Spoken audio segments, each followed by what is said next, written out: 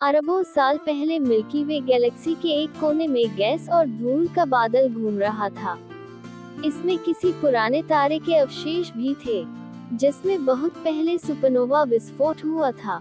Gas और धूल के कण तैरते रहे, लेकिन वे शुरू में दूर दूर ही थे।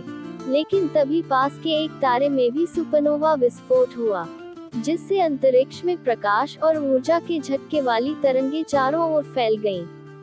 इससे इस बादल में गैस और धूल के कण पास पास आ गए। सूर्य और चक्रिका का निर्माण। जल्दी ही गैस और धूल का बादल एक विशाल गेंद में बदल गया, और गुरुत्व के प्रभाव से यह और बड़ा होता गया।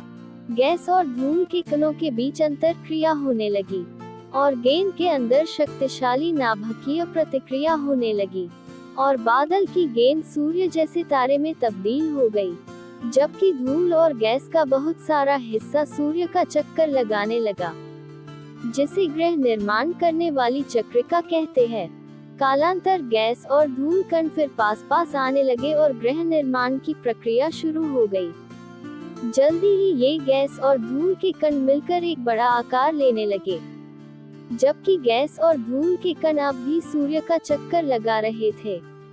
इन पिंडों से धूल और गैसे के कण और ज्यादा मात्रा में जुड़न लगे, और उनमें से एक पिंड आगे चलकर हमारी पृथ्वी बन गई। वही दूसरे हिस्सों से बुध, शुक्र, मंगल, गुरु, शनि, यूरेनस और नेपच्यून ग्रह और उनके चंद्रमा भी बने।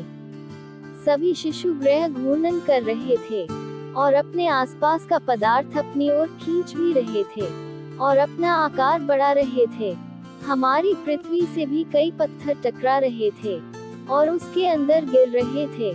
इस पूरी प्रक्रिया में उसका पदार्थ गर्म होता गया, और वह पिघली हुई चट्टान की एक विशालकाय गेंद बन गई। इसी बीच एक और बड़ी घटना हुई, और पृथ्वी एक और विशाल पिंड टकरा गया, जिससे पृथ्वी तो और ज्यादा बड़ी हो भी गई। लेकिन इससे एक टुकड़ा भी दूर अंतरिक्ष में तैरने लगा, जो बाद में हमारे ग्रह का एकमात्र प्राकृतिक उपग्रह चंद्रमा बन गया।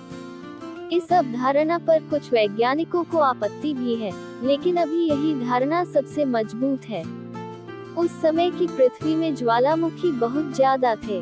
पृथ्वी का ठंडा होना। धीरे धीरे पृथ्वी ठंडी होने लगी, लेकिन इसमें बहुत समय लगा।